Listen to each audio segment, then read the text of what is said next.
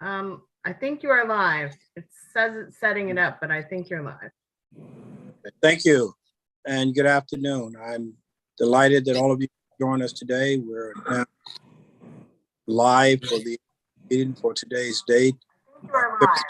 It says it's setting it up, but I think you're live. February the 28th, 2000. And good afternoon. I'm delighted that all of you join us today. We're now joining us today is our Superintendent of Public Schools Education in the state of Maryland, Dr. Chaudhry. Would you please indicate that you are here so we make sure that we can get started appropriately? I am here. Hopefully you guys can all see me. And it is the original Mohammed Chaudhry, not an imposter, I promise. Let me first of all thank you again for coming. We had a wonderful discussion last week with you and the president. We are very much interested in the completion of much of what you wanted to say that we were not able to get to last week. As I indicated then, we will have ongoing discussions, I think quite a lot going through this entire process over the time that we have a lot. So this is just another step in that direction. And so let's try to get to your question. I'm not sure in terms of how you want to address questions. We can do that at a particular segment, or we can do that toward the end. So however you think you want to handle it, we'll be glad to respond appropriately.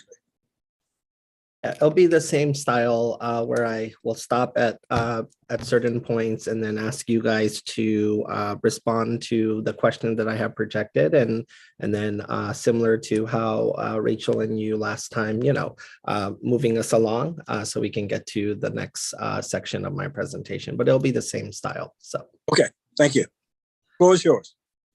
All right, thank you. I think I should be able to screen share. You should be able to share. Good. Yes, I can. Let me take all this off, and here we go. Okay, so last time I did cover this, but I felt like I rushed it. So I definitely do want to do this section over again. It's a heavy section. It's also a section that we also have a proposed timeline revision recommendation for, and I think we shouldn't wait for that. We should do it along with the implementation plan. So I did want to take time on this, and then I also we really didn't get to stop and get your thoughts on it, because this truly, everything that we're doing all the way up to the 10th grade and then beyond converges here, right? The College and Career Readiness Standard really seeks to redefine what our kids should be able to know, do, and then ultimately aspire to beyond high school, whether that is jumping into higher levels of education or jumping into a high demand field that enables them to make a living wage. And so I'm going to start with CCR today. Again, so just a reminder of what the statute requires, right? So the statute essentially says, right, the overarching goal of this policy is to set a new CCR standard for our kids. And essentially by 10th grade, students would be CCR ready. And what that means, right? The law states there is an interim standard that the Department of Education has to set, and I'll go over what that was. And the state board adopted that interim standard in this month's meeting. We're still in February, while also exploring what a future standard should look like, whether validating the interim standard or building upon it. And then the goal is, once students are deemed CCR ready, they would jump into a specific pathway, right? Whether it is continuing to take more AP courses and pursuing higher ed, whether that's a 2-year or a 4-year, jumping into pursuing an IB diploma, which is a very rigorous pathway, pursuing an associate's degree, or more heavy on dual enrollment. Again, such students most likely will be jumping into higher levels of education.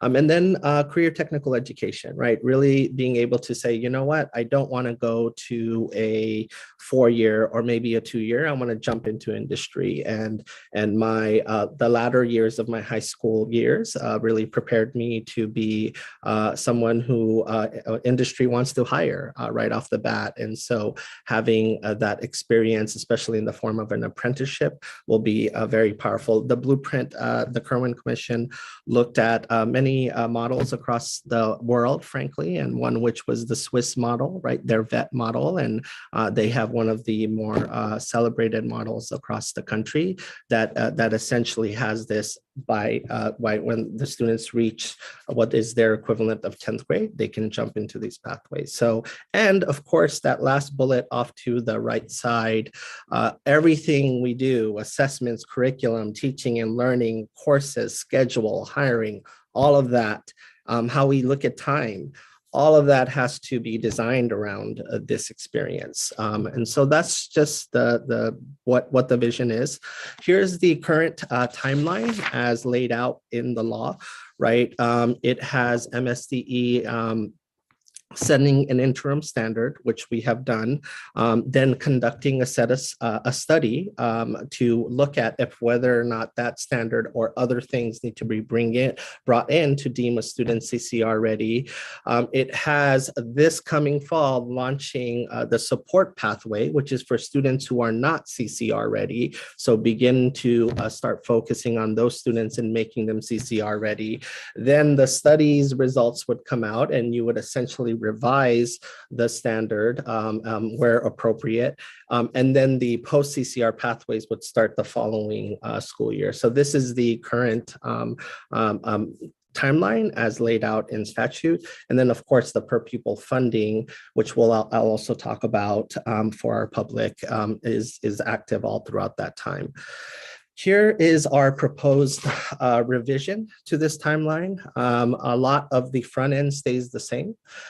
We think that giving school systems more time to launch both the support pathway as well as the CCR pathway is, sorry, it looks like I froze up. I wanted to make sure I didn't freeze up. So we believe that giving school systems more time to both launch the support pathway and the CCR pathway is the right thing to do. Not because, there's been a delayed start both for you guys to come together or because MSD is missing a target. We just think it just makes better sense. We think the study should be done. We should reinforce whether or not the interim study is right or revise that standard. Once we know what the standard is that we all want to reinforce and embrace, right, then everything else when it comes to high school schedules, hiring, staffing, how we look at time, COMAR changes, piloting of new assessments, all of those things should take off at the same time. And so that's our recommendation, while the CCR per pupil funding remains a constant throughout. So just something for you to chew on. Here's what the interim standard is. The board adopted this, the state board adopted this just literally last week. And essentially it's all based on standardized test scores. That's what the interim standard is by statute. And so we've adopted this, and the first set of students who are deemed CCR ready based on this standard have been identified. And of course, the per pupil funding will be shaped by the number of students that are CCR ready according to the interim standard. MSDE is starting to think about some guiding design principles. In our initial engagement with school systems and some initial conversations with some members of higher ed, not all, right? We think it's important that we move beyond just test scores. There is really good research that predictors of college completion is much more than test scores. And I'll talk a little bit more about the problem of practice section of my presentation. We think it's important that students have equitable access to post-CCR pathways, right? We don't think you should have to wait till 11th grade to take an AP class. We don't think you should have to wait till 11th grade to take a intro CTE course. And frankly, I don't think the time should just pack it all into 11th and 12th grade. So that's something to think about as well. And like you guys already know, right, there's really good research on students just taking an AP course. And even if they don't pass that test, the May test that the College Board gets, there's just good research on that rigor of that course, helping them prepare for future classes and college.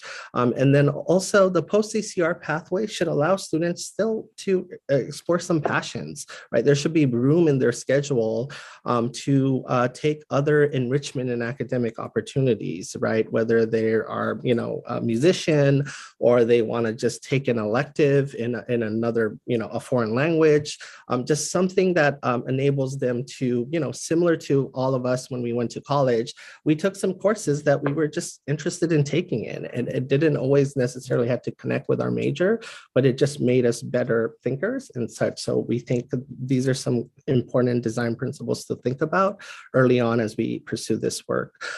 We are commissioning 2 studies. We've already commissioned. Can I interrupt you 1 second? Yep. Studies, because you gave us an awful lot to chew on here.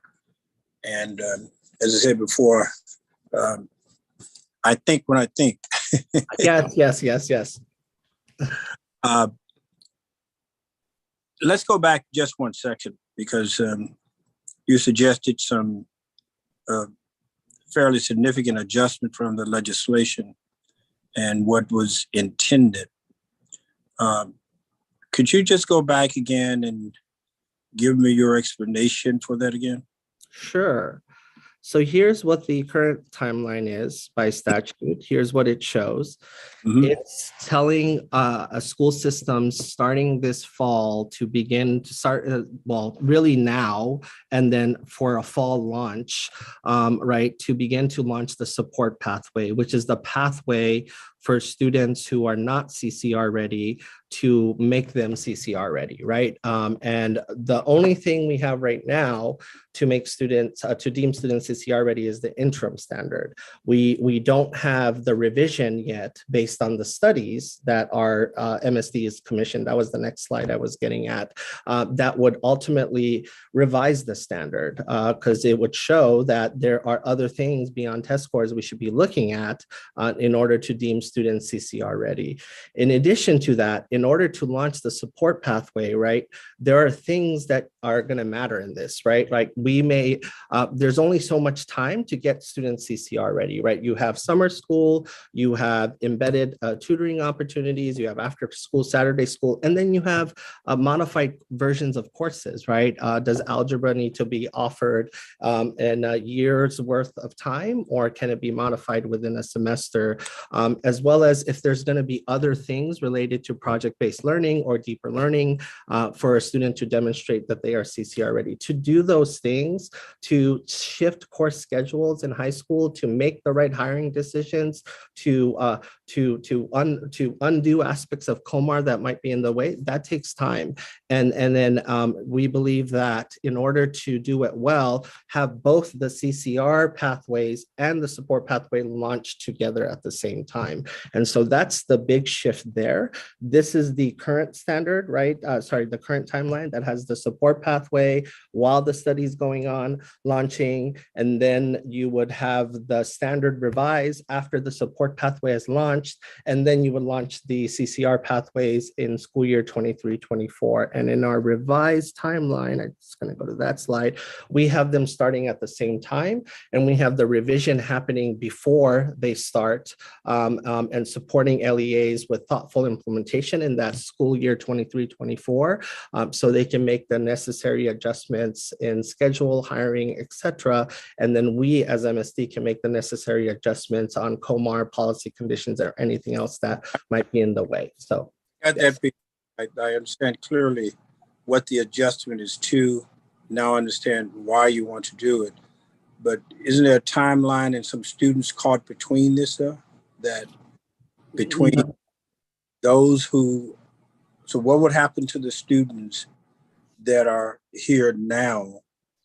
Yep.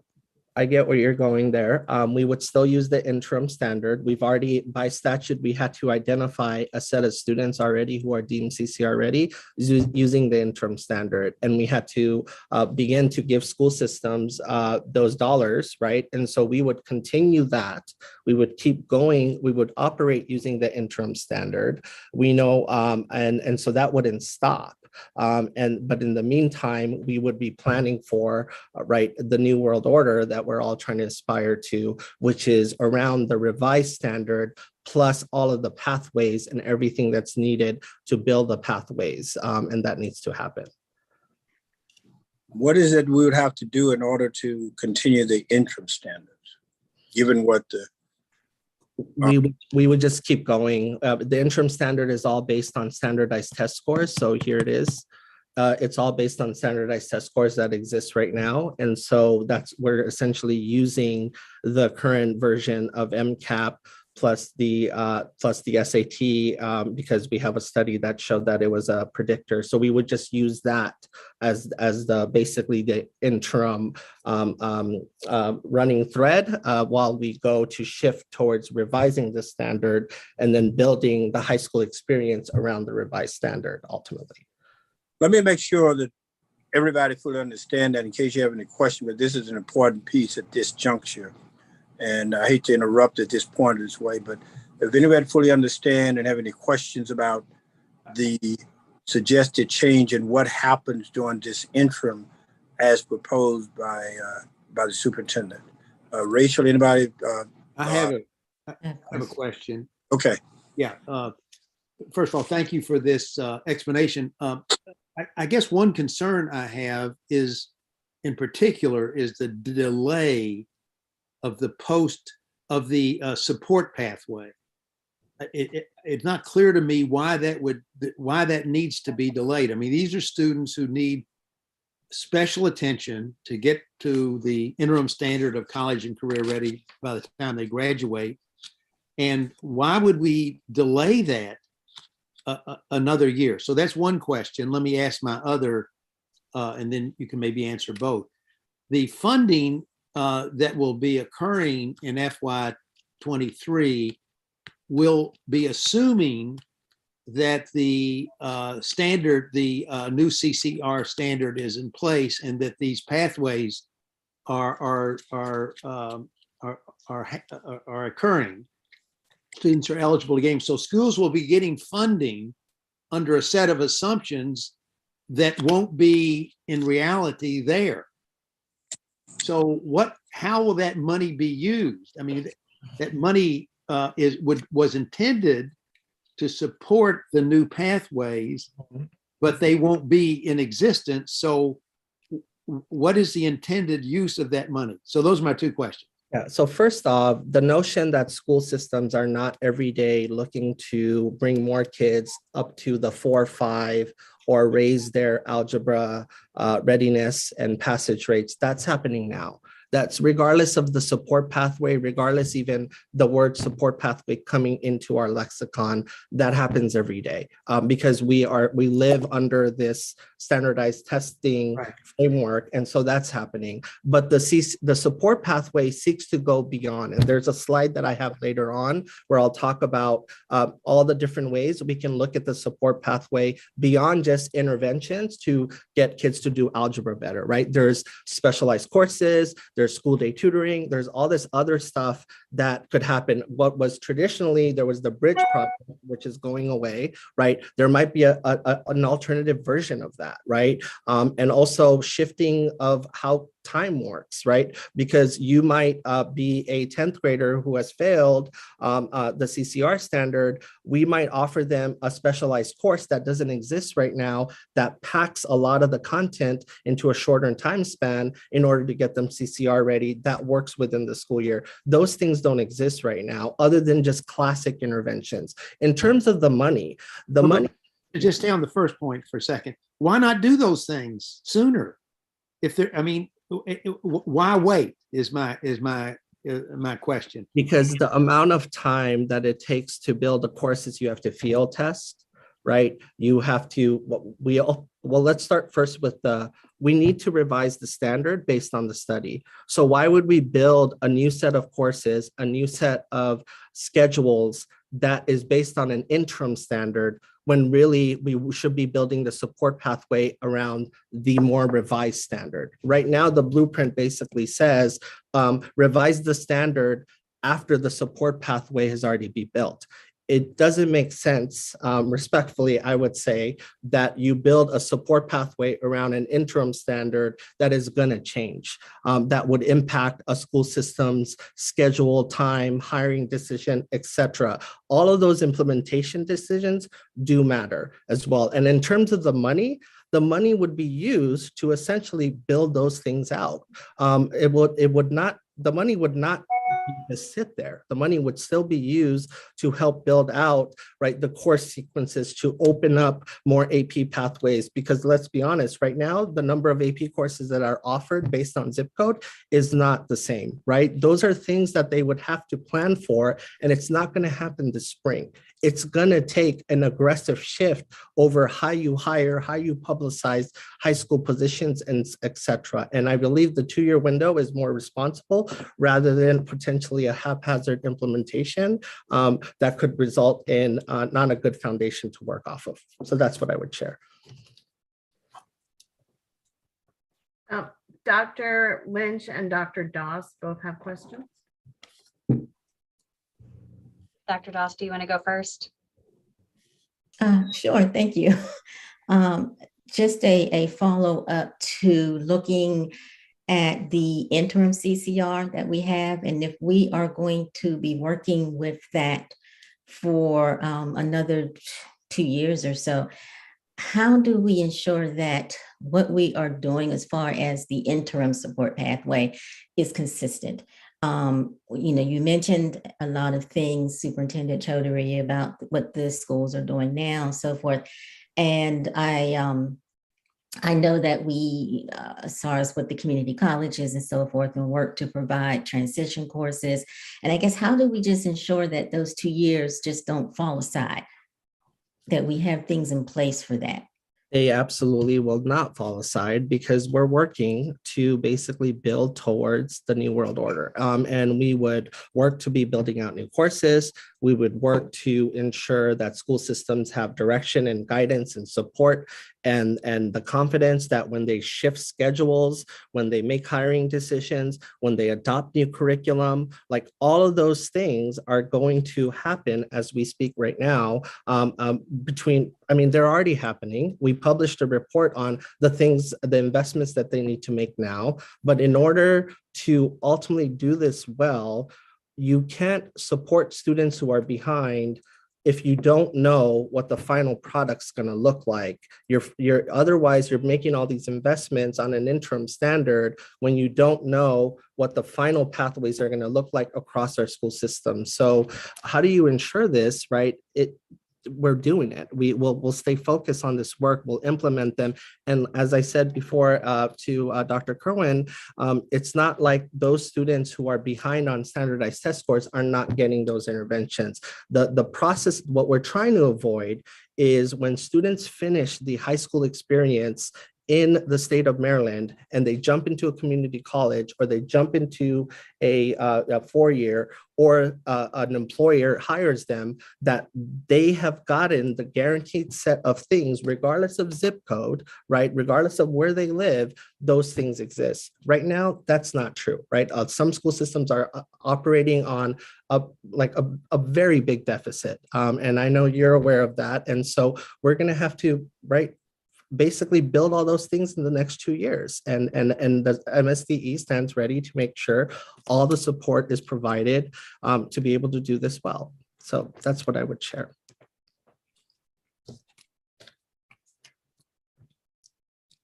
Thank you. I have a question based on some data that you presented at MSDE board meeting earlier this week. Approximately what percentage of students right now across Maryland would not be meeting CCR standards? A lot. We have gone less than a third. We have gone behind And that's what I'd love to do in my next presentation with you guys, to show you what our new baselines are, right? Our algebra proficiency rates have dropped immensely. Proficiency rates have dropped to the single digits for some subgroups.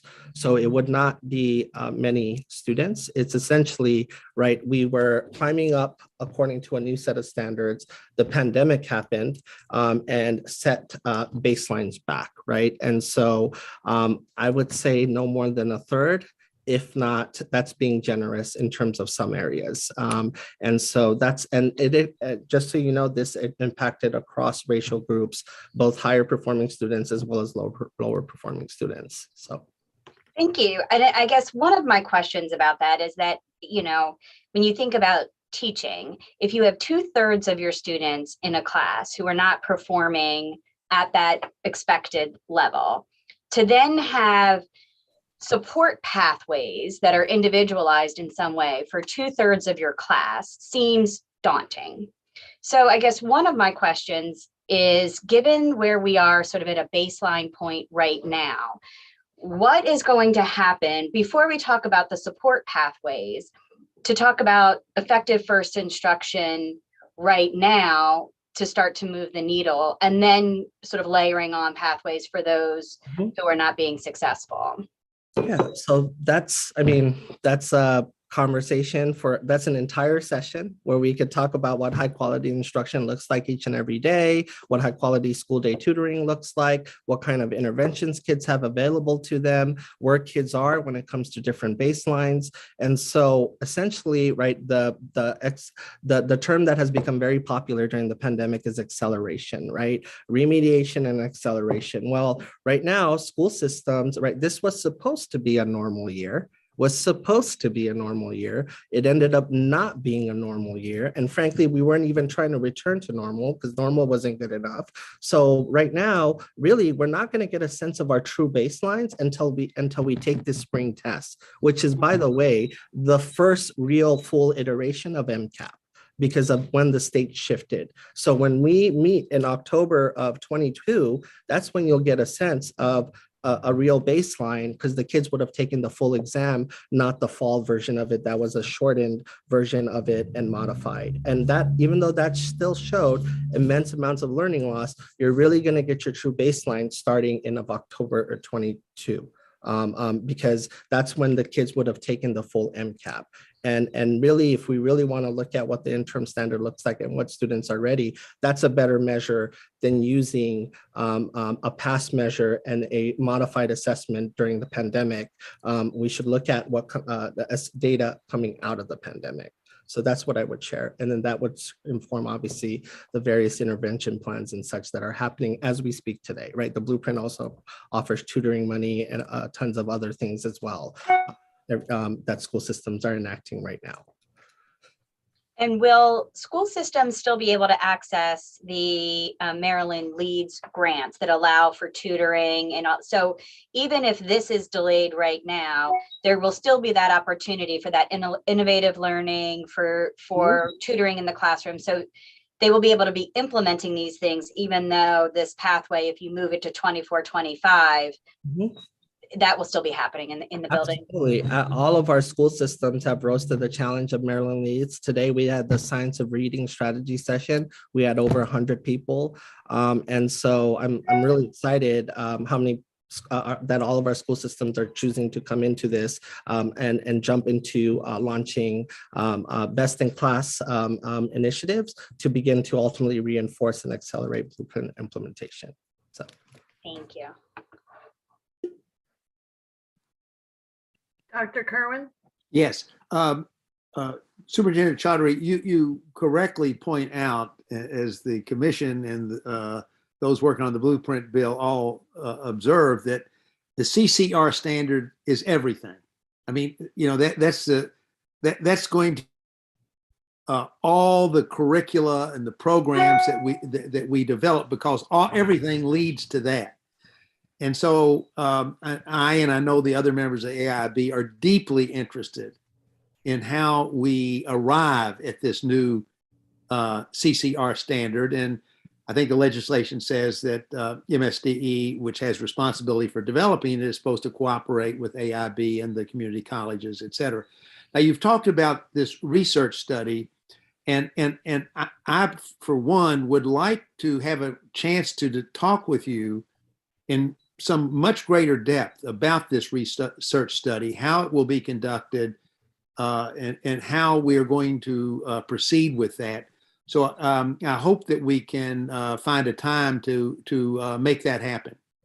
Sure, I'll talk more about, that's the slide that I was at when we stopped for this discussion, so I can talk a little more. And then, of course, we could talk beyond that because, you know, the RFP and everything will be public. So I'm so happy to talk. We have a chance to talk about the RFP. Sure, we could talk about, yes, Yeah.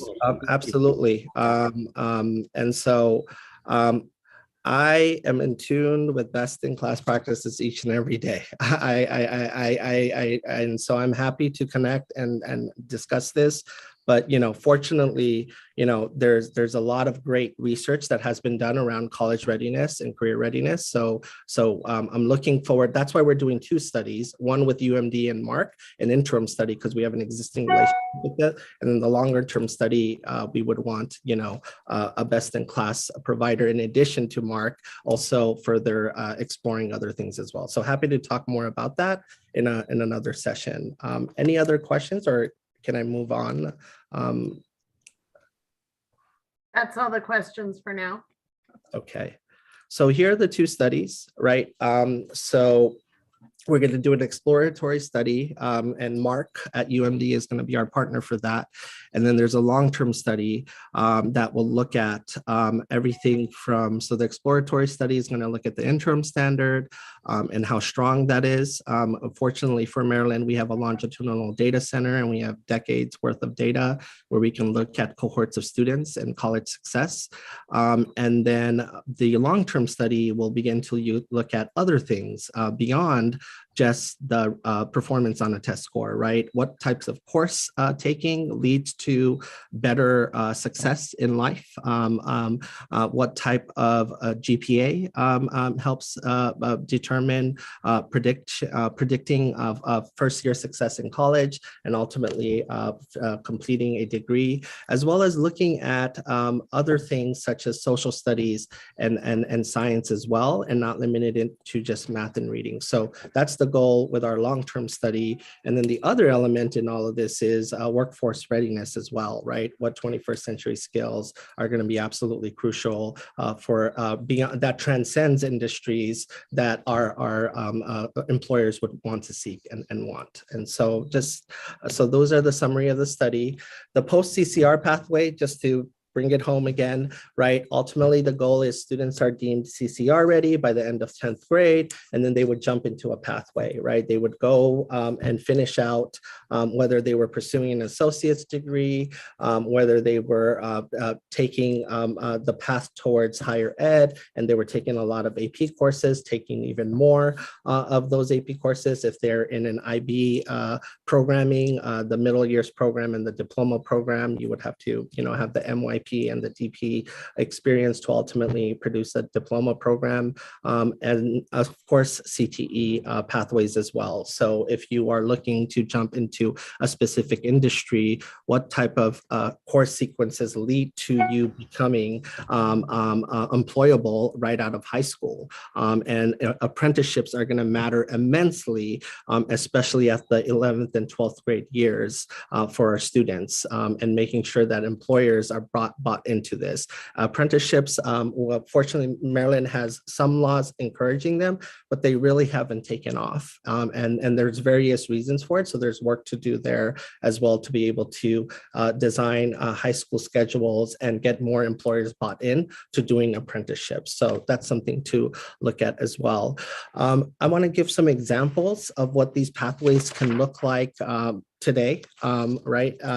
Based on just what the world looks like today with course offerings. So what you're seeing here is a student who would be deemed CCR ready by the end of 10th grade, and that student is on the AP pathway. So that student finished, passed all their exams. They met the CCR standard and the interim standard. They would essentially in 11th and 12th grade continue to take more AP classes, and their course load would be heavy on AP, but notice that there's room for electives as well. One of the things that we have to decide is how many AP courses deem you complete. You have now completed the AP pathway, right? Is it 8? Is it 5?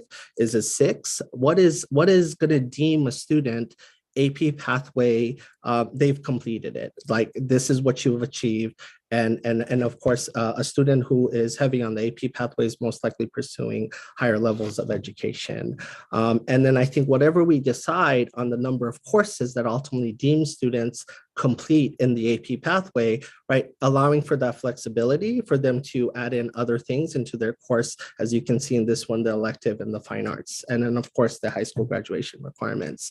Here is one of another student who is on the pathway to higher levels of education. This student is achieving, is on the path towards achieving an associate's degree.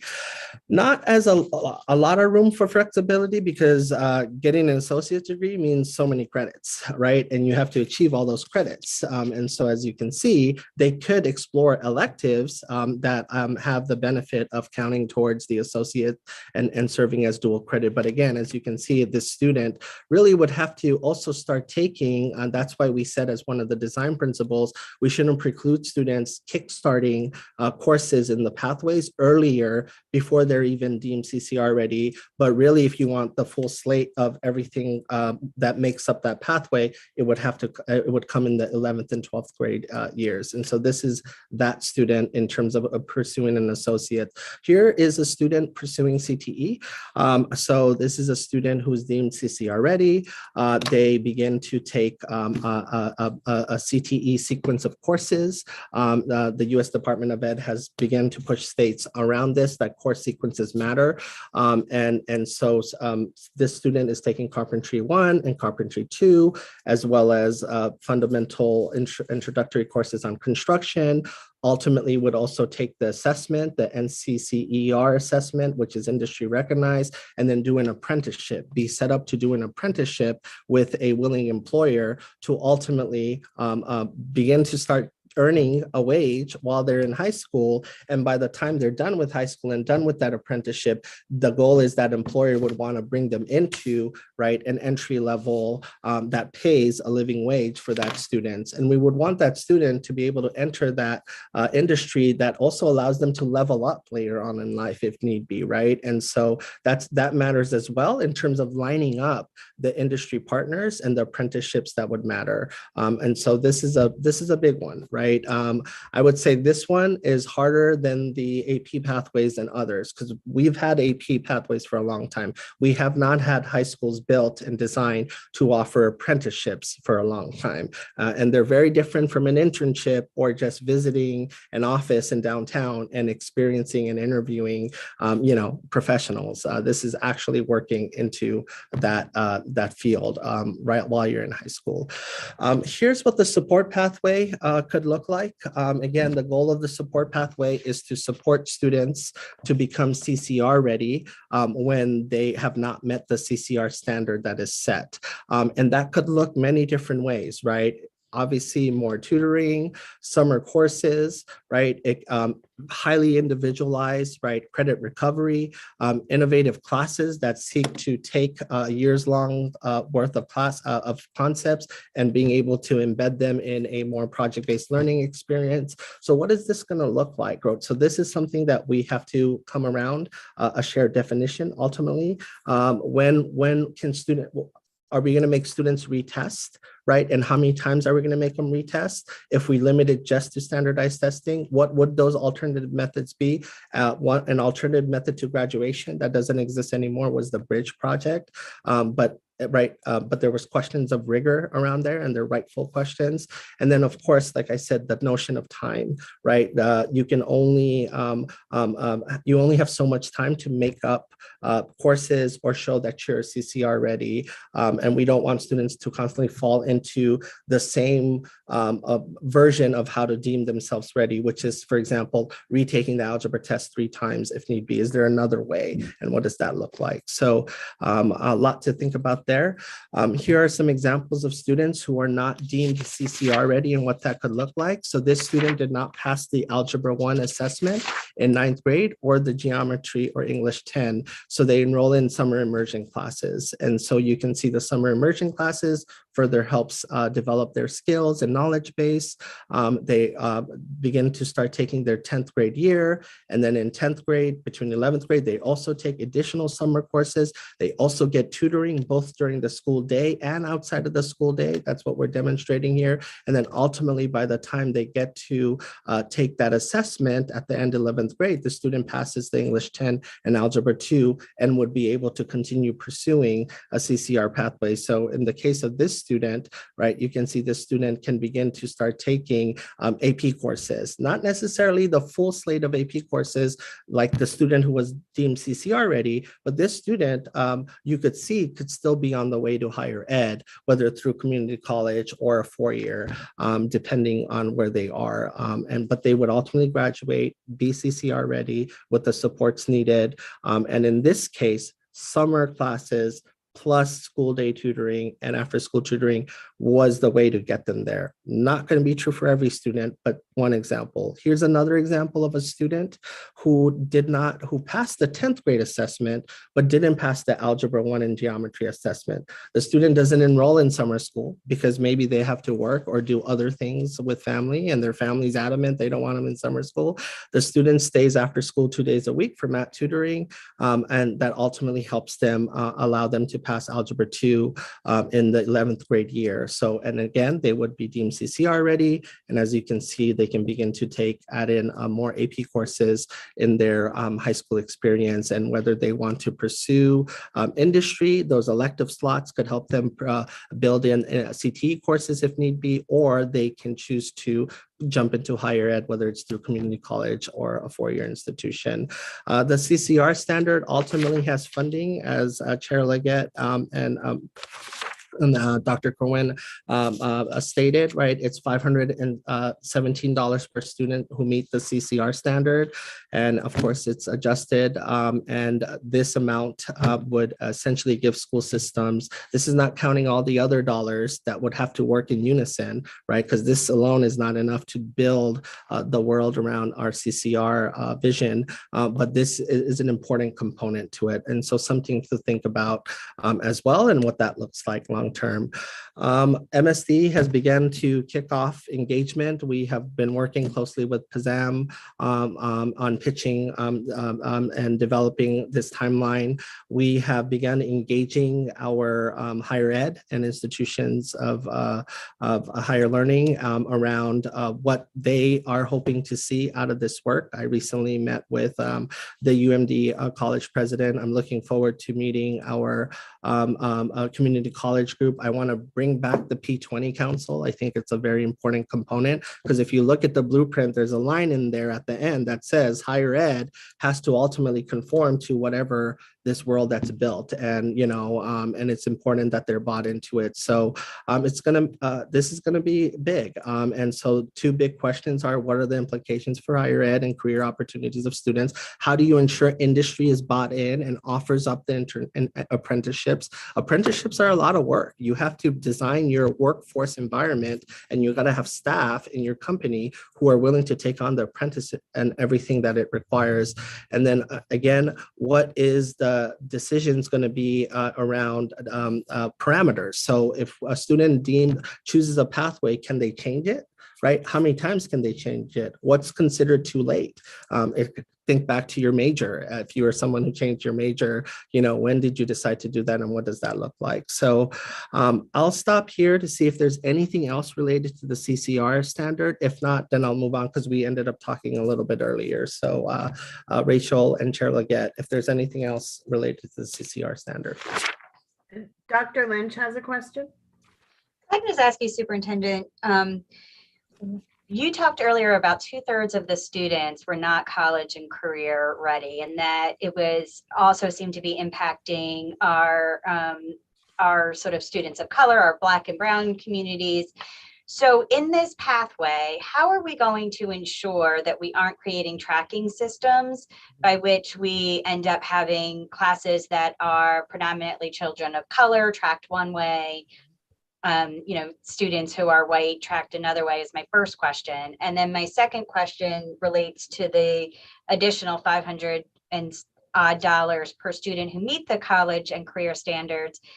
And I think sort of relatedly, how does that impact communities that are already seeing higher rates of success than receiving additional, like, I worry that the whole point of this was to be a progressive system, and that by providing per student bonuses, in essence, for being CCR ready at the beginning of this, that we go back to something that is a little bit more regressive, giving more financing to communities that already have higher rates of success.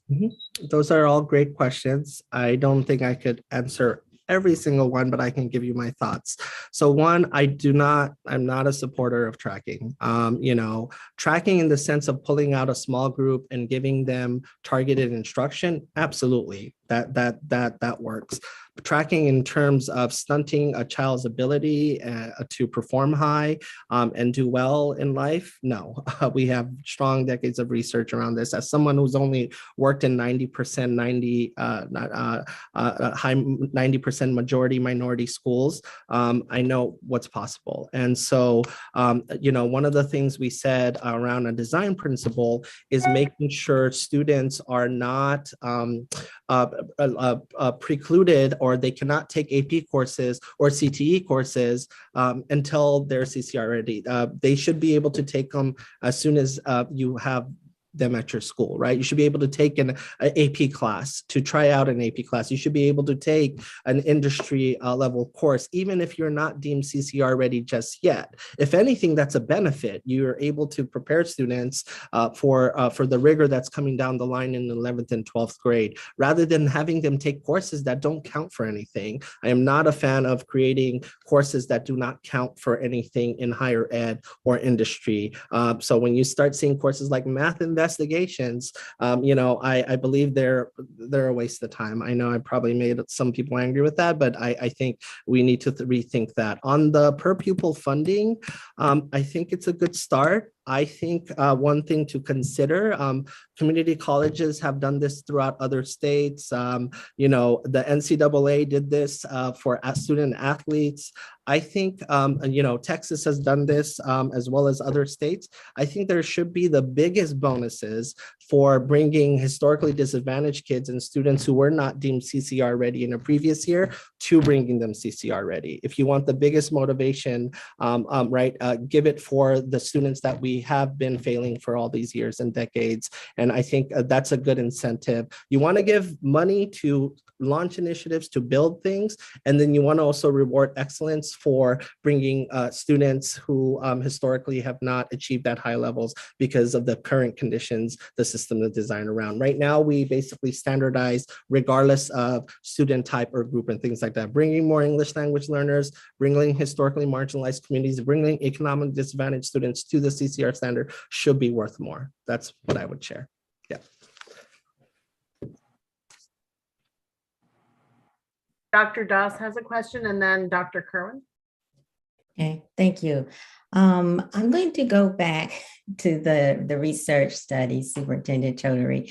And do you know if either of those two studies include the equating study that was put forth in the blueprint that's supposed to be the framework for the research? Yes, so you're talking about equating in the sense as in, does the current tools and assessments that we have, and those scores, are they validated as CCR readiness? And so it's going to look at that as well, especially the interim study, right? Does the 4 in MCAP, does the 520 in math, and all of that was based. The 520 in math was based on a study that was done leading up to the blueprint legislation passing and serving as a predictor. So they're not going to just look at things that are like, hey, does course sequencing matter? That's more of a thing that we have not looked at, right? The power of GPA in the state of Maryland. Now, there's decades of studies outside of Maryland validating that, but what has that looked like in Maryland? However, it's also going to, in addition to those things, it's going to look at whether the interim standard got it right or not, and should we continue those on or modify them? So yes, especially the interim study. Mhm. And then the second question is just talking about the back mapping that's put forth in the blueprint, where we go all the way to from 10th grade all the way to pre-kindergarten and revise that curriculum to make sure that, you know, it's in line with the CCR standard and so forth. In the timeline, or where is that? Yeah, so in that CCR report that we created, it wasn't a required report, but I think it's an important report. There's a section called early warning indicators. And so, you know, there's really good research on early warning indicators. Frankly, a lot of it was honed here in our backyard with Bob Balfens and Johns Hopkins, who looked at the ABCs of attendance, behavior, and course credit. So we believe there needs to be a statewide early warning indicator system that looks at students going from the elementary all the way up to 10th grade to see if they're on track to be CCR ready. I'll give you one example: students reading by 3rd grade. A student's not reading by 3rd grade is already off track on CCR. And so what does that look like at 5th grade? What does it look like at 8th grade? And so the early warning indicator system, a statewide one, is going to matter. So you can start doing interventions earlier to make more and more students CCR ready. So that's what we would propose as how to tackle that. That isn't something that necessarily the blueprint defines in terms of the early warning indicator system, but we think that it ultimately calls for that through the support pathway, because the support pathway really should start going back to the elementary school days all the way up to 10th grade. Okay, thank you.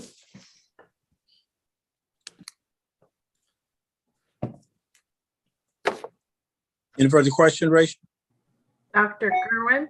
Yes, very quickly, Superintendent Chaudhary, I was quite interested in your post-CCR pathways. Of course, the CTE pathway is the responsibility of a different group. And I wondered if you have begun or have thoughts about your collaboration with those responsible for the CTE pathway. My thoughts are, once they're up and running and have staff, I'm looking forward to hanging out with them. Just like I hang out with you. I'm going to be hanging out with a lot of people. Okay, good. So that unlike the rest of you, I have to hang out with a lot of people, and so I will continue to do that. Good. All right. Thank you. Mr. Mango? Yeah, I wanted to see if you could just talk through the, you've been able to articulate the rationale for why you think a revised timeline is necessary. I wanted you to kind of talk through, on the opposite end, what are the implications of delaying things, and I guess what are the implications for delaying things, and if there's plans in place to try to address some of those. This is a massive shift that requires school systems to reimagine how they do high school. Some school systems are further ahead, some are not. It requires us to redefine the types of courses we offer, including the sequencing. It requires us to validate what is deemed college ready. All of those things we want to do right. We don't want to rush it. And so But I get the concern. Are students going to be supported who are behind? Well, that's already happening. That happens each and every day. We live in a world where standardized assessments and the achievement gap and how we talk about it is all revolving. That was true even before the blueprint came about. So getting students to do algebra better, getting students to access to more AP courses, getting students to have more advanced and deeper levels of CTE course sequence, all that stuff is happening. However, until we define what the ultimate standard is and the curricular resources, the materials, the time, the scheduling, the policy conditions that ultimately have to reinforce that, I don't think it's responsible to force something that we can still get to with the modified timeline. All those concerns of things not happening, they are happening. It's just they're happening while we're also making sure that we're building for that new world order where everything else has to back map and adjust to. And I'd rather not have us to do something in the interim that requires school systems to shift again, and then we come out with a study that says, you know what, we should do combo courses rather than standalone courses, or geometry really should be collapsed into to this course sequence instead, like other states have done. I rather not force that or rush that without doing it in a rigorous manner, managing studies and things like that. And again, operationally for school systems, this is a big deal in order to shift around those things. But if the ultimate concern is students will not be supported, I don't think that's just true. Like, students are going to be supported because they're still being supported because of Maryland's reputation around college readiness and other things that are happening. And we still have to build a deep bench of industry partners with the CTE committee, which hasn't even met yet. So we have work there to do as well. So I don't know if that gets at some of what you asked for, but. Yeah, no, that's really helpful. Thank you so much. Okay. Anything else, Rachel or Chair Leggett? If not, I can move on. Go on then. Okay. So excited about the next section. I wanted to think about some problems of practice that essentially the blueprint explores. And also I think some things we can also look to build off of the foundation of the blueprint. And so I want to start with reading. Last time I rushed through this section, this time I don't want to rush through it. So the science of reading, essentially, it's settled science on how to teach reading properly in the early grades and how to build content knowledge. It is not a mystery. We need to remove it away from the culture wars. It has done a lot of damage in our country. We know the power of reading. We know what it can do, especially by the end of third grade. And if you're not reading by the end of it just gets harder and harder. And other subjects all converge in your ability to read. Frankly, your income is shaped by your ability to read. And so I don't need to convince you of that. However, the way reading is taught, right, it's going through a rightful shift again in this country. We went from a systematic focus on phonics, then this whole language movement, and then this thing we called balanced literacy that really wasn't balanced, and now making a comeback to this systematic shift. And again, it is another area that I would, just like dual language and English language learners, I would say is settled science. Teacher preparation programs are part of the problem and solution, and I say that with love. The National Council on Teacher Quality is one of our gold standard organizations that looks at the quality of our teacher preparation programs. And they've evaluated where our teacher preparation programs are across the country. Today, about 51% of our teacher preparation programs earn high marks for preparing candidates for the science of reading. That's up from 35% 7 years ago. Notice that half do not. We have deans that argue this concept. Really, frankly, they shouldn't be.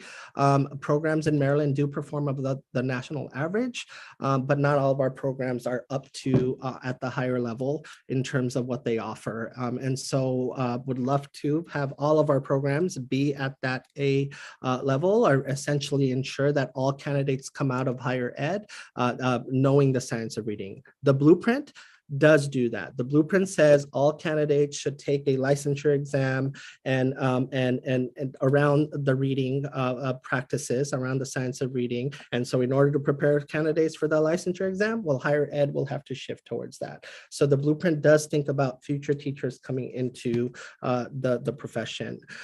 What the blueprint does not tackle, and I think that is something we do need to tackle, whether through a supplemental legislation or through COMAR, is existing teachers and the type of instruction they are providing each and every day.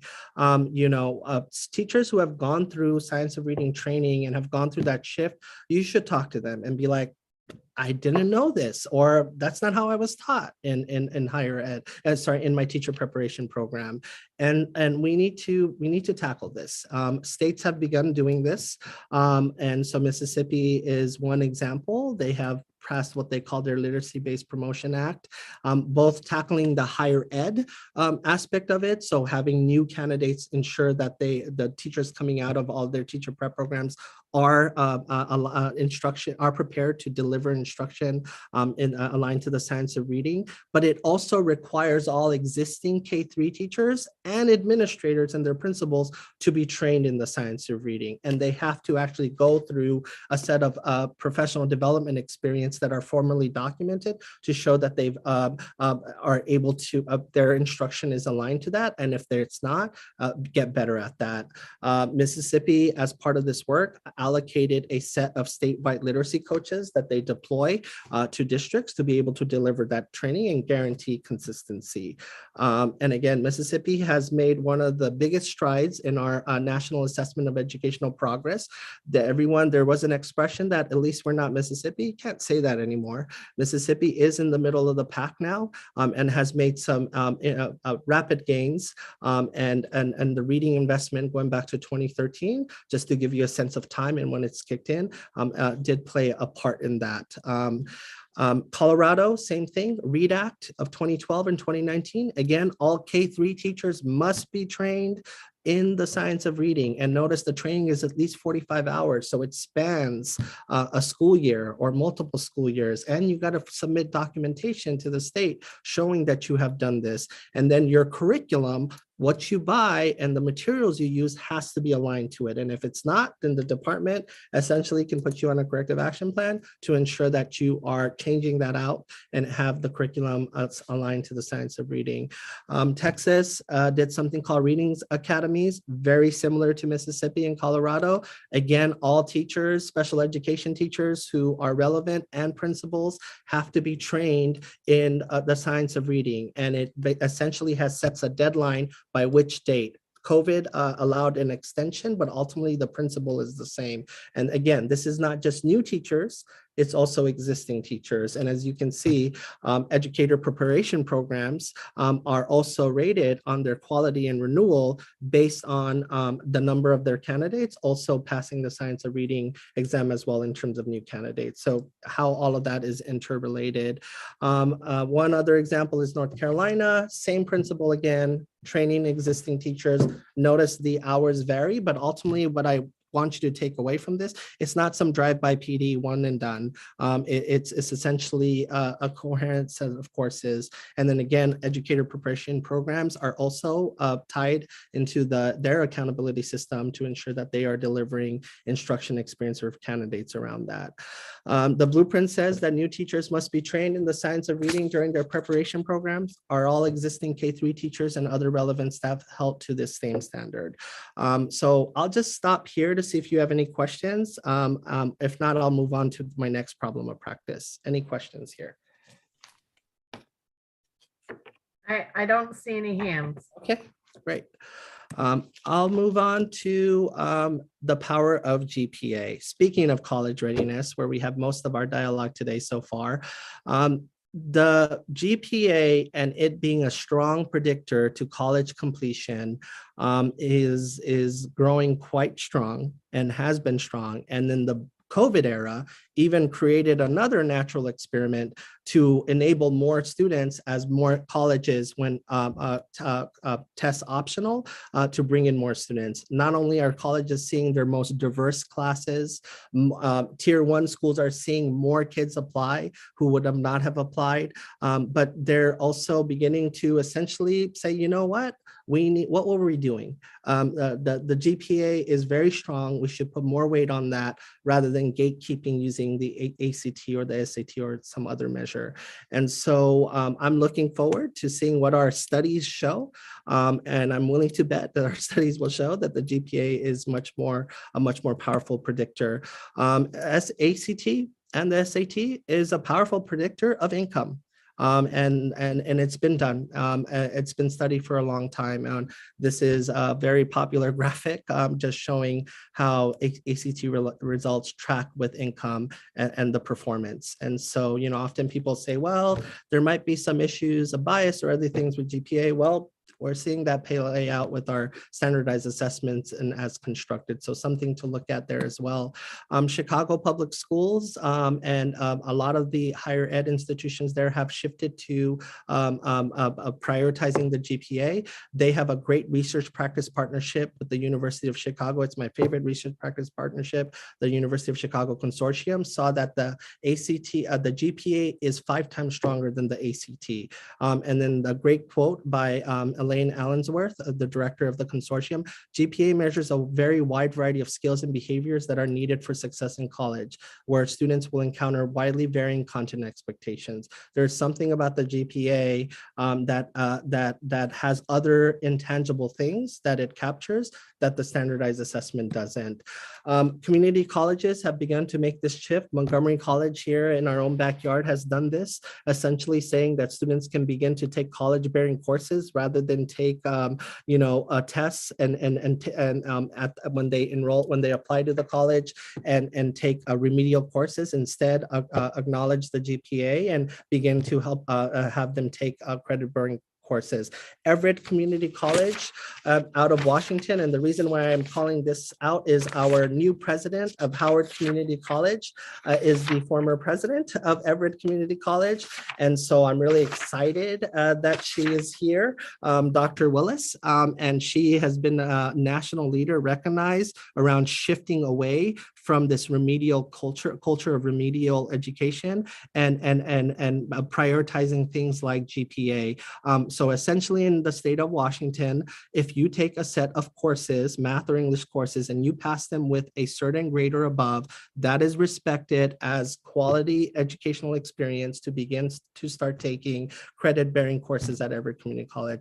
I don't think she's listening today, but I definitely want her in the P20 Council if I can get her time around that. And so the UC system is one of the greatest public education higher ed systems in the world, frankly, and they have overhauled not only in California the community college system and shifting away from remedial assessments and remedial courses to prioritizing things like GPA and holistic review. And again, the UC system recently declared that we're not going to be test optional for like another 5 years. They said we're just going to drop it. And so some systems like Harvard and others are saying we'll drop it for the next 4 or 5 years. I recently met with our UMD president, and they have been looking at this cohort that have come in the COVID era. Though there's been some students struggling, overall, students are doing fine. And their diverse student population is also growing and on the rise as a result of it. So something to look at. UC did a study to look at their SBAC test, which is their Common Core Aligned test, and compare it to the ACT, SAT, and compare it to college remedial exams that students are often to take, and looked at GPA. And what they saw was that the GPA was a better predictor than their rigorous state standardized assessment, their college entrance exam in order to take credit-bearing courses. So just to give you an example of a study that's been done that I am hoping that we can also replicate as part of our study and work. And with that, I'll stop for questions in this section. So how may we take advantage of of the power of GPA to allow more students to demonstrate college and career readiness? What are the implications for Maryland institutions of higher education? And I think Dr. Doss has her hand up, but anyone else? Rachel? Thank you. Superintendent Charter, I do want to say thank you for your presentation. It's very thorough and it gives us a lot to unpack. And I meant to say that at the beginning. Just a statement as far as the GPA. And you mentioned Montgomery College and so forth. You know, I'm going to have to throw in that Prince George's Community College has instituted multiple measures as well. Yep. And as you said, because of the pandemic, we were kind of forced to move in that way where we probably would have never moved before. So we looked at GPA, we looked at courses, course completion or completion of specific courses. And the thing that's missing on face value, it's great, but the thing that's missing, as you mentioned, is the data to inform us. And as far as the Maryland higher education, or especially the 2 years, we just need the data to be able to say, this is the way that we want to go. I'm about to provide it to you. Thank you. Could you ask a question? The GPA's relevance is essentially based upon a key component, that is the courses that you take in order to ensure that the worthiness of the GPA reflects that kind of rigor, right? Mm-hmm. Absolutely. Absolutely. So there have been studies based on what those courses are, and that people are all in agreement with that, what that should be? Absolutely. I'll give you an example. In California, school systems have shifted away from unnecessary courses that have nothing to do with the Cal State system and the UC system. They call it the A through G courses. Give all kids universal access to that. Stop having them take courses that have nothing to do with that. And so, yes. All right. Was that part of the study that you were looking at, or that's something outside of that? Yes, one of the design elements we want to put in is the courses that they're completing and which courses have more power than other courses. That's what Everett College did and said those math courses are a better predictor. If you finish those Washington High School math courses with a 2.75 or higher, then we will honor that because there's good research around that preparing them. Yeah. Thank you. Dr. Kerwin and Mr. Manko have questions. You're on mute, Dr. Kerwin. I don't really have a question. I just want to add to the conversation that I totally agree that if based on the college prep course, if you know the GPA is based on college courses, it is a much better indicator of college success than the SAT. And you know, I think higher education is definitely moving in this general direction to put much more reliance on GPA.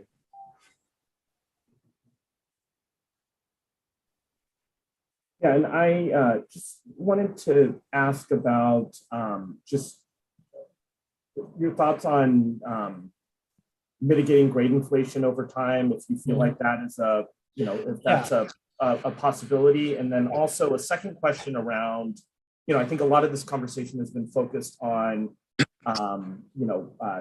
summative tests for high school students, but, just your impressions overall about some summative tests up and down the chain, starting from, the very young grades.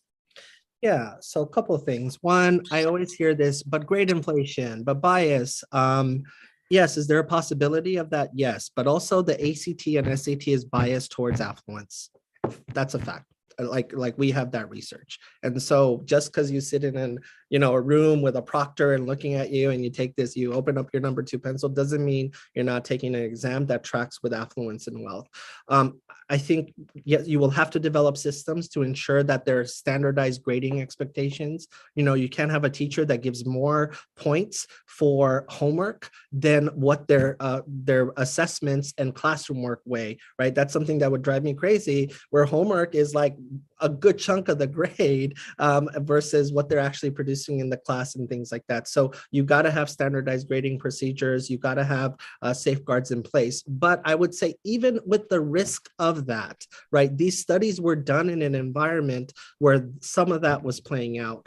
And there's a lot of things, what the type of courses you're saying, right? That college preparatory English class and getting a C in that is much better than the non-credit bearing or intervention class that you get an A in. So there's that element. The other element that the and ACT doesn't capture, but the GPA does, and I used it during a briefing with the assembly recently, and I'm going to use the same word. It's that hustle factor. The hustle. In order to get a good GPA, right, you got to have your assignments done. You got to be organized. You got to have the social emotional learning competence to bounce back. You got to go bother your teacher and say, can I make up this work? All the things that I needed in college to survive and do well. And I think that's that element of the GPA that no standardized test score will ever capture. So that's what I would share. And the last one was the up and down, the summative assessments. So we are introducing K2 assessments, but we're doing it more similar to like the MAP test, where there's a beginning of the year, middle year, and the end of the year. I think that is more powerful for instruction, right? And currently our state standardized assessment is not like that. It's a snapshot in time at the end of spring versus a test that's given at multiple points in the year that aggregates up. The US Department of Ed created a pathway. There's about 5 states, my team's probably going to correct me on this, but it's not a lot, who are exploring taking their state standardized assessment and turning it more into a test similar to the NWA MAP test, where you get a beginning of the year, middle of the year, and then you aggregate up, and that's the assessment. I think that's the way to go. That's the shift. And I think that's something I would like to also have us think about and move Maryland towards. It just means that much more in instruction. We're developing the K2 assessments that don't count for anything yet around those principles. Yeah. That's very helpful. Thank you so much. Okay.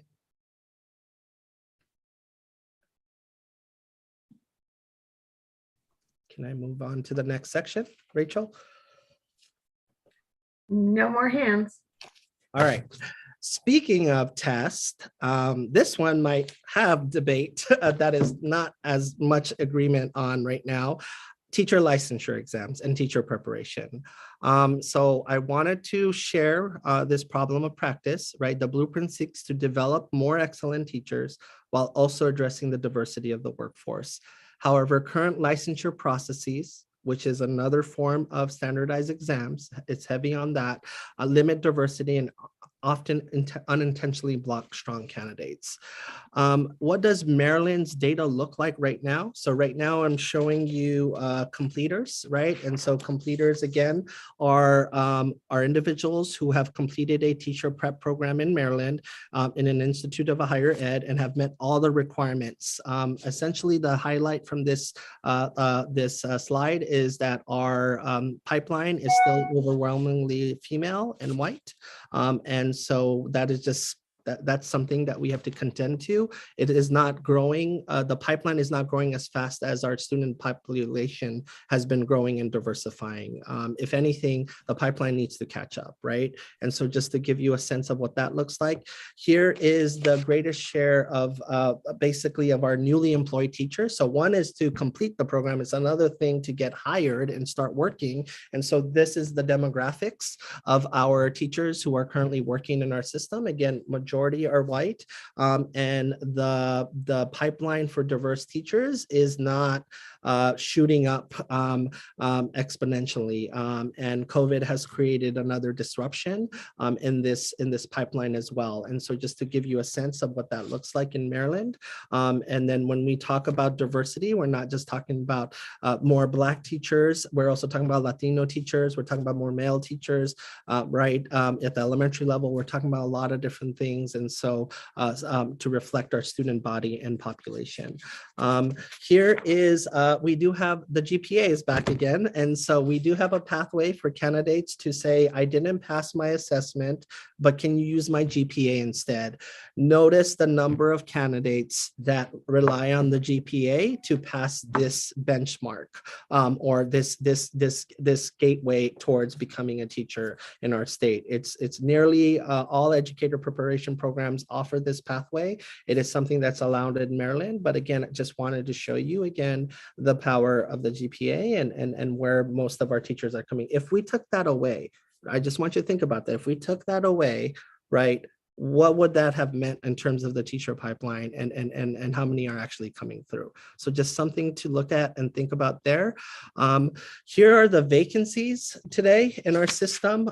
We have begun collecting vacancy data in a more clean way. We have nearly 2,000 vacancies in our districts combined. And of course, they are disproportionately felt with, they're felt across the system, but they're disproportionately felt with majority, minority, and high poverty systems more.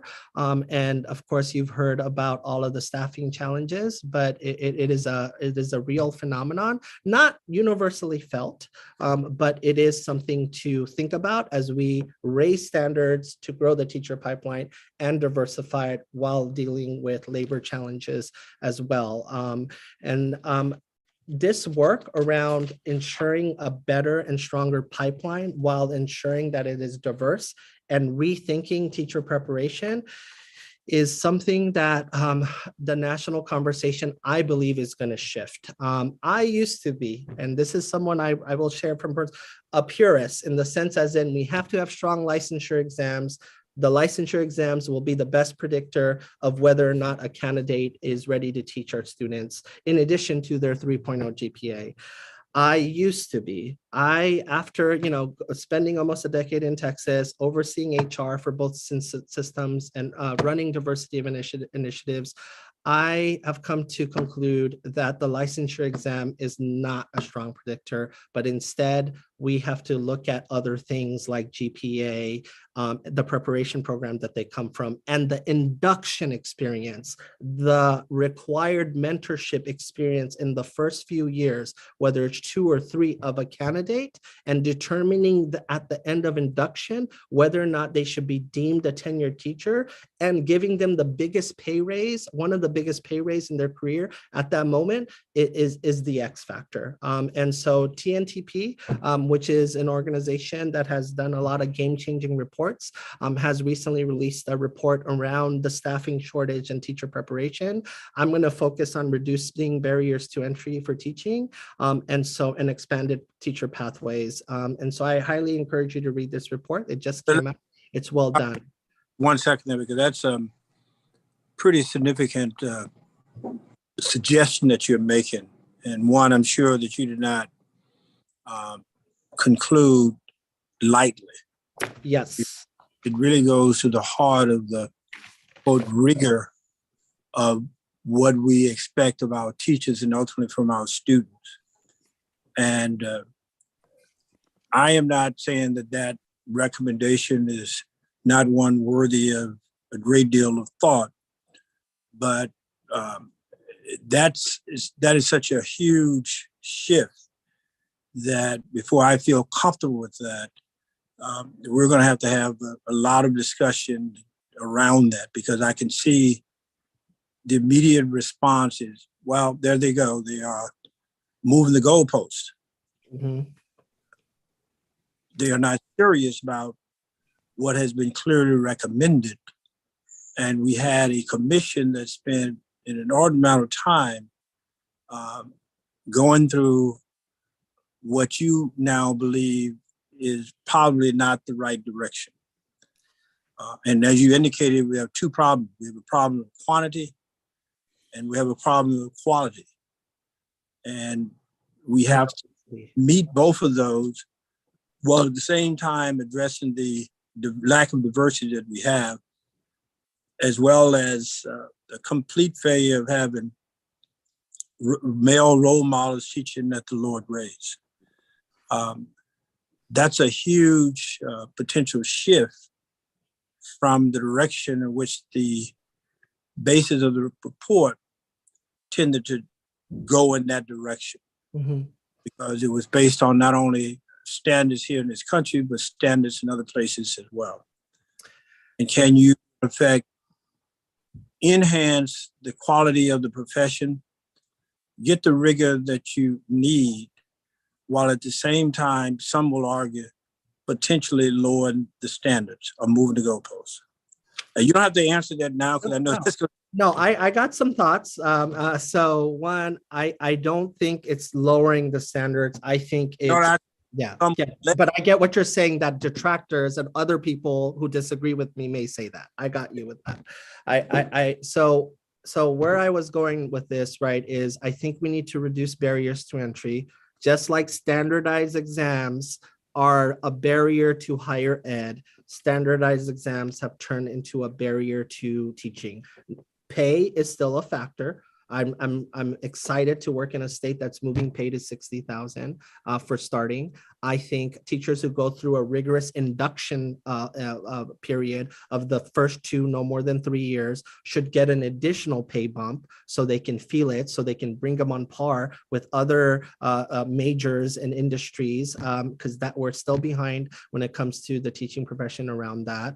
I believe we need to invest in aggressive pathways, such as grow your own pipelines, such as Maryland Leads. That's one of the grant pipelines that we do. We should have a permanent grant program around that. But I want to give you a case study. One of the states that we studied as part of the commission, and one state that we often compare ourselves to is Massachusetts, right? The #1 state in NAEP performance. They are beginning to make this shift. COVID created a natural experiment for them where they gave out a lot of emergency licenses to candidates who met the hiring qualifications of a district, who had strong GPAs, who had relevant majors, if they were a biology teacher, etc. And they gave out 7,000 emergency licenses in a year. Essentially, we got to get teachers teaching because we have a shortage in the pathway. What happened as a result? They have produced the most diverse teacher pipeline, first-year set of teachers, than they have ever had in their state, right? Yeah. 1 second here, because there's another way of looking at that Massachusetts. Mhm. They've already succeeded. There's another person from Massachusetts called Tom Brady. If I've gone out and scored and won 6 or 7 Super Bowls, I may say, well, you could bring in the second-string quarterback and let them play for a few downs. And so they're at a certain level, they can afford that lax of rigor. We're not Massachusetts. Therefore, to say, well, Massachusetts did this, well, Massachusetts already gotten to a certain level, and therefore they have the flexibility to potentially say, well, okay, let's try something different, that we now can get a bit more diversity. But when you're trying to get that first Super Bowl, then you're going to leave Tom Brady out on the field. I think he comes from Massachusetts, doesn't he? I'm not sure, but yes, I think he's the New England state. Yeah. So there you go. But I would share that the championship that they won is a state that is not is beginning to contend with a more diverse student population that has not narrowed, has one of the widest achievement gaps in the country, 40 plus points, similar to us, that has not solved that answer. Their NAEP results are deals with both the demographics of their state as well as higher standards, and that work. But the research around diverse teacher diverse teacher candidates at teaching our students is growing and very strong. David Blazer, who's a researcher at UMDE, has done some of the best research around this, and just showing how much better diverse teachers are in closing the gap and narrowing the gap. And so it's something we need to think about. What Massachusetts is doing, and here's where I wanted to share, Chair Leggett, is they're doing it as a pilot. they're opening up a pilot pathway, and that's that last bullet, where they are essentially saying, we'll keep that other going, our traditional licensure exam pathway going, but we're going to open up a pilot pathway where candidates can come into teaching without the licensure exam approach. And higher ed would obviously also participate in that pilot. And so they're running that pilot through 2024, and then are going to study the effects of it. What I would ask, even at minimum, is can we do a pilot at least, right? While we do this other approach. We need to have some more discussion about this, because I'm sure that this is going to be an area of contention for a while, but thank you very much. Absolutely. One other area is EdTPA. And by the way, you're supposed to give me that information too, that what you just talked about on the changes and what they're doing. Study. I'll send that over to you. Okay. Another case studies that we should be looking at is EdTPA. It is something that we're running towards while other states are running away from. So something to think about. This is a portfolio-based assessment where candidates essentially would submit a portfolio as part of their early part of their career to essentially deem them, ready to teach. And the original states who did EdTPA, New York, Washington, Georgia, they've dropped them or about to drop them because they saw that it was having an adverse effect on candidates of color and was not having the predicted factor that they thought it would be. So something else to think about. My only headline on this one is, I think we should have a standardized induction program that we could design with higher ed for all of our new teachers, whether that's 2 years or 3 years. You have a strong induction program with strong mentors assigned to every new teacher, and they go through that rigorous induction. That's where I think you put the rigor rather than in an assessment. The assessment is their performance every day in the first 3 years or the first 2 years. And then if they pass that assessment, right, their mentor deems them ready, they go through their first 3 years, then you give them that tenure and you give them a very noticeable bump. So something to think about there as well, I would share. I would stop here for any other of your colleagues for any other questions. How may we reimagine the teacher licensure process to create a more high quality and diverse teacher workforce? So any other questions or comments? So Superintendent Chaudhry, the blueprint does call for a very strong induction program. Mhm. So I think, what you're saying is sort of in the language of the blueprint bill. Yes, that is correct. While also adding EdTPA, I think could we just have the induction be our version of EdTPA? Something.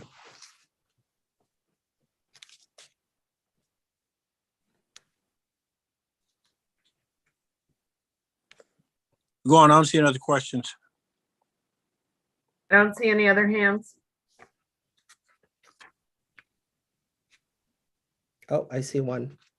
Yeah, so I guess, you talked about your concerns with EdTPA as a portfolio for entry into the profession. I wanted to kind of get your pulse on national board certification, which is largely a portfolio-based process as well. And, if you feel like there's differences for teachers that have already been in the profession, using that as a metric in order to gauge proficiency. I do think there are differences, and it's a perfect segue into my next and last problem of practice in my last section of my presentation, which is the strategic staffing, where I talk about national board. And I think there are big differences between a seasoned teacher who curates, their practices as part of the national board experience versus a new teacher and the things that you would want to assess them on. So yes, I think there are unique differences.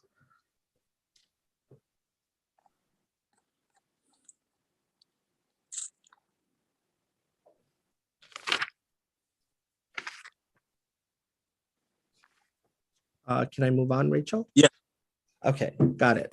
And my final section deals with what I call strategic staffing, right? The blueprint seeks to One, create an army of national board certified teachers, and also ensure that army exists in our low performing schools to transform them. That type of thinking I put under the banner of strategic staffing. It is something that's been written about, something that folks have done a lot of research around, and so wanted to talk a little bit more about that. Again, currently there are 1,700 national board certified teachers in Maryland. Turning around low performing school requires a more comprehensive approach, right? It is not just national board alone in and of itself won't turn around the low performing school. There are other things that are required, and that I wanted to talk a little bit about school turnaround. Just really quickly on research on national board, really good research out there. Dan Goldhaber, I would ask you guys to invite him. He's done a lot of great research around this. And Washington State has the states with a high number of national board certified teachers. They offered incentives, right, to their national board teachers. They gave them a pay bump. They also gave them a pay bump for working in what they called more challenging schools, not just low performing schools. Generally, the research found that national board teachers are effective, more effective than non-MBCTE teachers. They found that national board teachers add more learning to our students. They also found that national board teachers in high poverty schools are at least as effective, but they also found that national board teachers in and of themselves are not enough to turn around a high poverty school. There's other elements that need to be at play with it. And so just something, this work was done by Dan Goldhaber. The citation is in the bottom, someone I think worth putting. National Board, even when you go to their website, they cite his research. So worth someone talking to. Alabama did something similar to what the blueprint is doing, where it essentially told teachers who are national board, not the same amount though. They said, we'll give you another $5,000 if you're national board, and then we'll give you another $5,000 if you go to a high needs school. So there was an increase of national board teachers, which is a good thing. There was also a marginal increase inside high poverty schools, not a dramatic increase, and the vast majority still were disproportionately in non-high poverty schools. But just to show you how an incentive program similar in concept played out in another state. Here, California is beginning to roll this out as well. Their numbers are actually higher than ours. They are giving up to $25,000 for being national board. That is required to be paid out in installments. It's good for 5 years. And then you would get that additional $25,000 if you work in a high priority school. It's less if you don't. And so $25,000, ours is 17 for just low performing. Theirs is $25,000 for high priority schools, which is a school that is 55% or more Title I, English language learner, or foster youth. And they also initiate funding for people who start the national board process. So if you start the national board process, we'll also give you $2,500 to help initiate it. One of the great things about the blueprint is covering those costs, and the department making sure that those costs are reimbursed by our district. So something to look at as well. Strategic staffing initiatives are very important to transforming low performing or just high poverty majority minority schools. There are 3 I want to talk about today, and they're shared elements.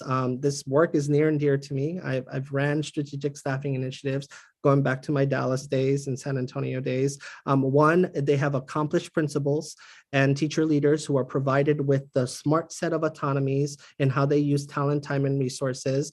They are cohorted. There's strength in numbers. It's not just one-off teachers. It's a principal with a crew of teachers, right? The research show at least 1/3 of teachers or more who are strong that work with that principal to transform a school and bring others along. Resources are made, additional resources are given on top of the general per pupil, right? It costs more to transform and sustain excellence in high poverty schools. Financial incentives are given to teachers and principals, and then it's sustained over time. You don't just drop it after they come out of that low performing status. Those investments need to be permanent. The Strategic Staffing Initiative through Opportunity Culture, Baltimore City has begun to implement this. Essentially, what the Opportunity Culture Initiative says is that we are going to take our strongest teacher in that classroom and give them more responsibilities while freeing up their time. And that more responsibility is being responsible for other classrooms and those teachers' support. And they get stipends and pay as a result of that. They earn supplements averaging 20% and up to 50% of teacher pay. Schedules have to be redesigned because while I'm not my latter half of my day would have had another set of kids, while you figure out what to do with those kids, you're freeing up my time to go coach and support a struggling teachers or be the head of that grade level team while I also have a set of kids. This initiative across the country has been growing and has shown really good results. Baltimore City's early results for opportunity culture are promising. Another one is Charlotte-Mecklenburg. Charlotte-Mecklenburg did a strategic staffing initiative where it essentially empowered a strong principal to come to a low-performing school and pick their staff and bring in a new leadership team, as well as pick high-quality teachers to join them in their effort to transform a low-performing schools.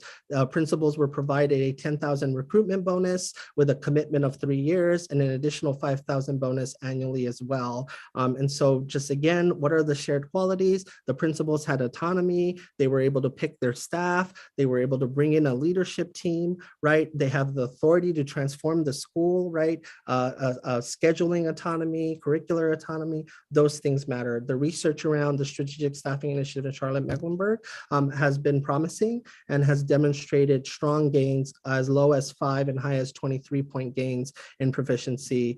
The other one I will talk about is Dallas. Dallas took the community schools concept and the strategic staffing principles and combined them together. And so I'm very proud of this initiative. Essentially, teachers and principals were paid up to bonuses up to $20,000 and $30,000 for 5 years to transform an identified campus as part of what they called the ACE initiative, Accelerating Campus Excellence. That's what they called it. And there was a focus on being intentionally data-driven. The school day was expanded to 6 p.m. where kids were also offered dinner. There was a second shift of partners to support tutoring and enrichment and all of those things. There were social emotional learning supports, a huge shift to restorative practices, and strong partnerships with family and community organizations. So again, ensuring there was a highly effective principal, a strong cadre of teachers, as well as the wraparound supports as well. These schools have really transformed themselves in Texas to the point where the Texas Adopt created a law that essentially allows districts to use the ACE model to transform an identified low-performing school. They can choose to do something else, or they can choose to choose the ACE model. And the gains have been impressive, upwards of 67% in math to 40% in reading. Schools have come out of their, the state uses an A through F system, come out of that low-performing status within 1 year and sustain that over time. Just to give you another view of this, here are like the first cohort of schools by year 3, ACE 1.0 and middle schools. So it not only is working to transform elementary schools, but also middle schools. And you can see what the gains look like over a multi-year period. So you can see Blanton Elementary from 20% proficiency to 58% within a span of 3 years. Again, key elements on that strategic staffing concept. By the way, there was a school in New Jersey, I'm not sure if it's Camden, New Jersey, that had a 3-year project that, and I saw the results of it, they were just astounding. Mm-hmm. I think it's Camden, New Jersey, elementary school that had astounding result. I'll try to find it if you can have someone. It was just an outstanding result. I think it's Camden, New Jersey. I think you're referring to Camden has gone through an immense turnaround initiative. It was under state control and it got returned to local elected board after it came out of what was not a good place for kids. And I think you might be referring to Camden. So just my question for you guys, does the blueprint offer enough incentives to recruit and retain highly accomplished teachers and staff to turn around low performing schools? Does the blueprint require evidence-based elements of transforming low performing schools to be in place across Maryland? Things to think about. Again, it's just food for thought. If there's any questions or comments right now, I'm happy to address. If not, I can come to an end of my presentation. Thank you. Are there any questions, Rachel? Dr. Kerwin?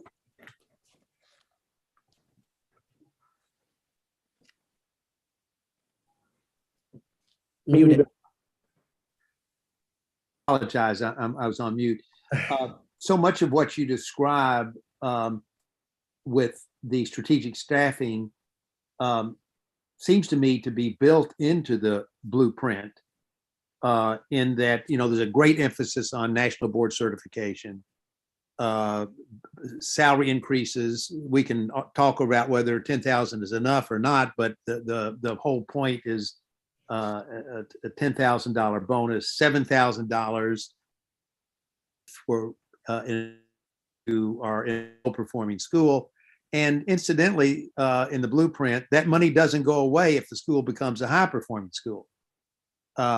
Moreover, the career ladder has built into it that the master teachers have much less time of direct instruction and more time, something like a third more teachers in our schools when the blueprint is fully implemented, so that these master teachers can work in teams of with new teachers and with students that are having difficulty. So I'm not saying everything you said is in the blueprint, but all I'm saying is the basic principles of the strategic plan staffing seem to me to be embedded in the blueprint recommendations. Again, we can debate whether we should modify some of the incentives, but the principles are there.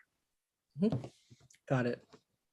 I'm still concerned about the time frame for increasing significantly the quality and the quantity of teachers that we have to essentially carry forth the tasks that are outlined.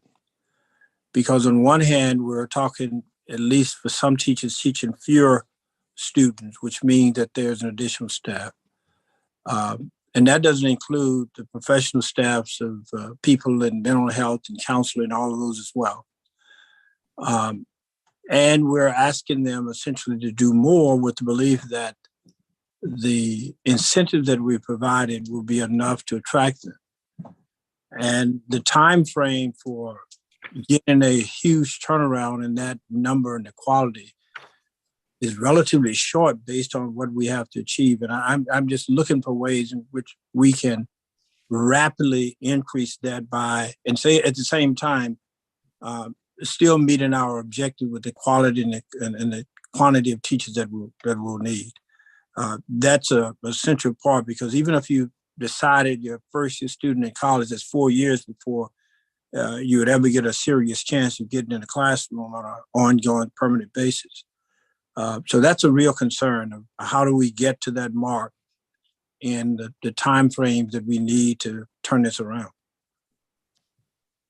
Agreed. I think, even mentor teachers alone, the army of mentor teachers, we're ways away from it. But I think we could, one thing to think about is, can we come up with an interim mentor army of teachers for our first year teachers as well as our struggling teachers, because the number of mentor teachers we need are not there right now based on the new standard, right? And that's going to take a while to get to.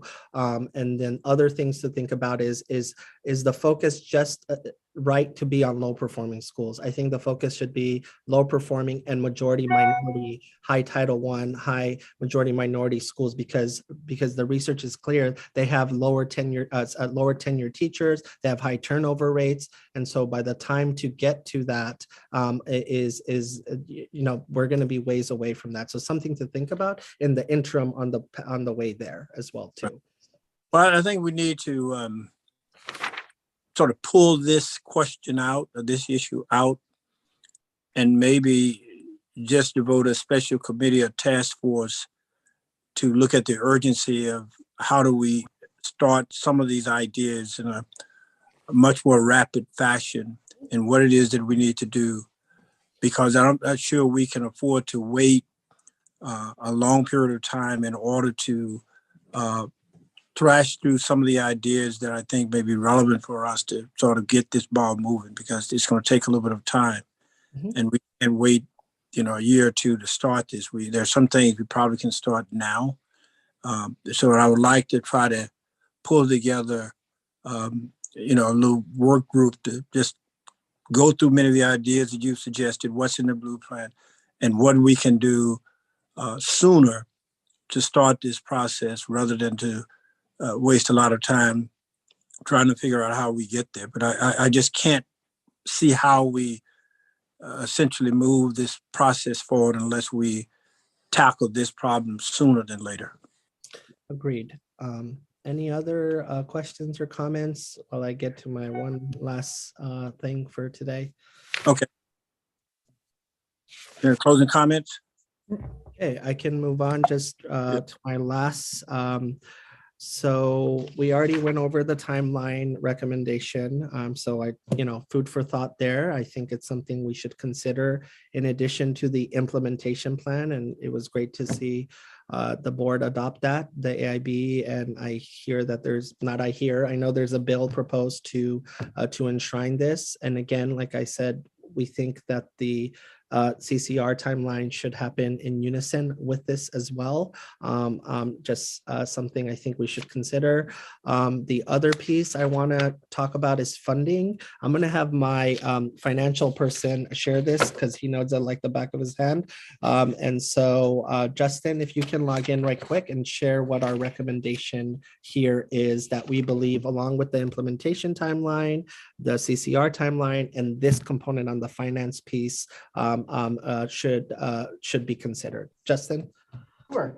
So just want to note here that the proposed timeline changes, starting with the CCR implementation, but also the LEA implementation plan drafting, we don't anticipate should have a direct impact on state aid funding. We do want to note that there could perhaps be an indirect impact, particularly as it relates to the withholding function. So to that end, the law requires that beginning in FY23, MSD automatically withhold 25% of increase in state funding until the initial LEA implementation plans are submitted and then approved by the AIB, at which point the AIB can direct the release of those funds, and MSD would then release them to the local jurisdictions. Both a challenge, I think, and opportunity here, and we've suggested, is to amend the law so that we can both enforce this in upcoming years, as well as make sure that the timeline associated with the holding maps to the new proposed drafting timelines set forth herewith. So the reason that we asked that is twofold. Number one, as drafted now, we would essentially have to withhold funds in this first year. And we're talking about, in state share, about $350 million over the previous year, 25% of which would be about nearly $80 million towards local school systems, which could, because of the delay, the new proposed timeline could have a substantial impact on resources that they would otherwise be expecting. So the second piece, and our request, say, for amending the language, is that the law actually says, as it's drafted now, to withhold the amount that's an increase over the current fiscal year. Interestingly, though, in FY23, the current fiscal year will be FY23. And so by law, we would automatically withhold 25%, but that 25% will be 25% of $0, right? And so other references in the law, where the language like this is used, we see reference to the current fiscal year and the prior fiscal year. And so what we would request as part of amending the statute going forward would be to just change that to over the prior fiscal year rather than over the current fiscal year. We recognize that the funding component of the blueprint law gives AIB and MSDE essentially teeth, right, to implement this important strategic work. And so we want to make sure that that mechanism still exists and is not essentially rendered moot by language in the law where current year is current year, and current year minus current year equals 0. Thank you. Is it Jason? Justin. Justin, thank you. And that's something we need to think about, but I see the language here that you made reference to in the context in the first first bullet there, or second bullet. At the end of it, it says, but there's room for interpretation in the language. Well, I'm not sure there's room for interpretation for the language that says what it says. However, if you're saying we need to change the language or change the legislation, that is one thing, but I think from my reading, it's pretty clear. It may have been intended to do what you essentially said it should do to make it much more even. And that may be something that we should consider because I think there is a little bit of a confusion in terms of how it works out, but the language is what it says. It may not be the right language for what we want to accomplish, but it's what it says. So it may require, and probably does require, a change in the statute as such. And we need to consider how we'll go about doing that if the board in effect agrees that we should do that. So I'm clear about what it is you want to achieve, but I'm also clear that, in my opinion, that the language is fairly clear what it asks for. It may not be asking the right thing at this point in time, given what you've just described, but it's pretty clear to me. Any other questions about this? Rachel, did you have a question on this? Because there was a little bit of confusion about this as well, in terms of what the board may have originally intended. There are no other questions. So in terms of whether I have a question, Yeah. no, I don't have any questions. I mean, the legislation, certainly the intent of the legislation is for funds to be withheld beginning in fiscal 23. And if there needs to be some clarification there, that's, certainly the legislature's purview to do that. Yeah. Okay. Well, we'll look at all of this and take it into consideration. I think, Dr. Charter, you made a number of excellent points today, and a couple of things I want to follow up with you on. Mhm. And of course, we need to probably get back to you fairly quick. Yep. Eat Again, on that. thank you Yeah. so much. Like I said, would love to have some space and time every month to spend time with you. Right now, there's teacher preparation regs that are very, we got a lot of comments on that. And so, being able to come to you and say, here's what PSTAB and the state board are thinking. What do you think before PSTAB votes and the state board votes? Here's what we're thinking.